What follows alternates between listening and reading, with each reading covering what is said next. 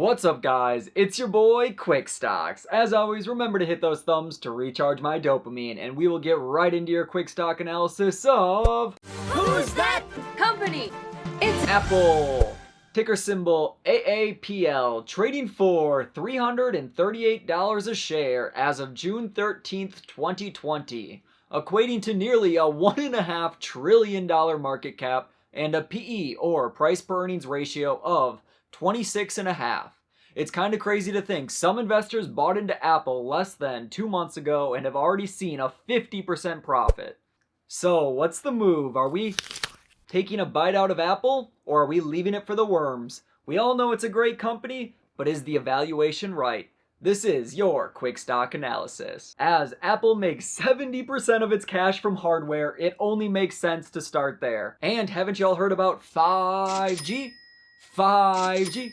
5G means Apple's share price is going to $5,000. But for real, 5G is worthy of some hype. 5G will bring faster speeds, larger capacity, lower latency speed, which indeed could be a game changer. Just to give you some examples, it would allow you to make your phone a relatively powerful hotspot, and it'll make VR and HD cloud gaming far more realistic on a mobile device. And of course, it'll make it slightly faster to download your boy Quick Stocks' videos, along with vastly increasing the amount of people who have access to the internet. 5G has been used as such a hype word for investors. I gotta take us back to reality for a minute. 5G does represent an awesome opportunity for Apple and their investors, but it's going to take time for cellular companies to get the infrastructure in place. And obviously 5G phones will be able to use 4G towers, which is great considering, according to GSMA intelligence report, only about 15% of global mobile connections will be on 5G by 2025, whereas 4G LTE will be about 58%. So yes, 5G represents a great opportunity for Apple. However, it's going to take time. As it's important to note, Apple is expected to release 5G support for their flagship phones this year. And I can certainly imagine some early adapters wanting to get on the hype train.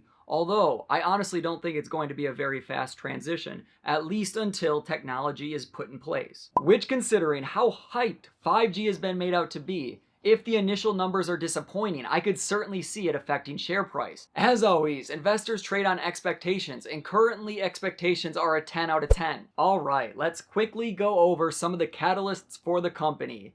Apple's going to start producing their own processors, which could certainly show a slight increase in profit and reduce their reliance on Intel. Their accessories and software segments are booming. Apple Pay has over 338 million users, and Apple TV has over 33 million users.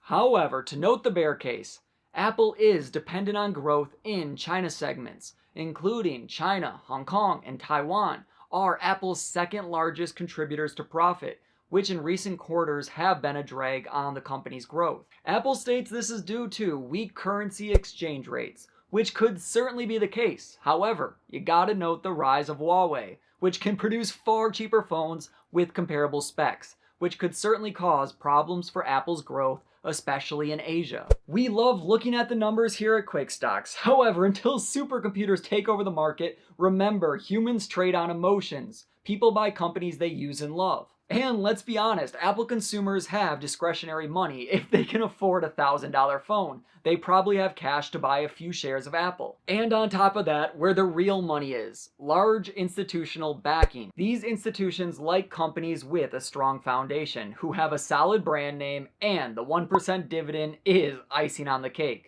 Simply put, with such a strong brand name, loyal consumers, and let's be real, most Apple or Mac consumers stick with the brand. And considering Apple is definitely taking advantage of that strong brand name to invest in smart accessories, streaming, news, music, digital payments, even electric cars, they are posed for another great decade. But one could certainly argue that the easy money is over due to the law of large numbers. Even with 5G and a strong iPhone release, it could be hard for Apple to move the needle.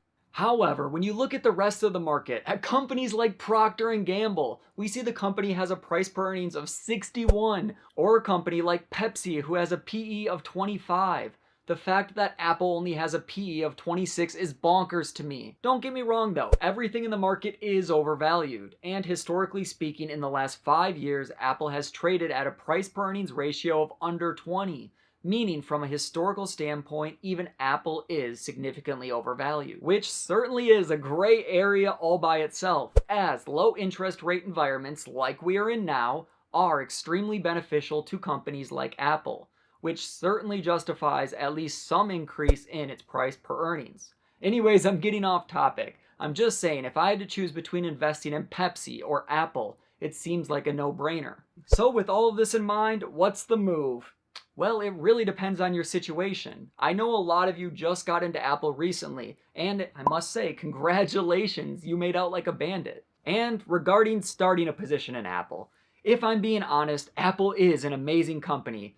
But if I had to make a recommendation that in my heart of heart that I felt was the best for you, I would have to recommend the ETF QQQ, which as always is your quick stock millionaire choice, as QQQ or QQQ tracks the NASDAQ 100, which obviously includes Apple and other large quick stock company choices such as Amazon, Microsoft, Facebook, Google. With such a crazy run-up that Apple has had and such uncertain economic times, QQQ seems like a much better play. However, I certainly wouldn't fault you for wanting to start a position. As always, do your own research. Anyways, guys, that's all I've got for today. As always, the best investment you can make is to go long on quick stocks. Hit that subscribe button now at 395 subscribers and plan an early retirement. I'll catch you guys in the next one. Take care.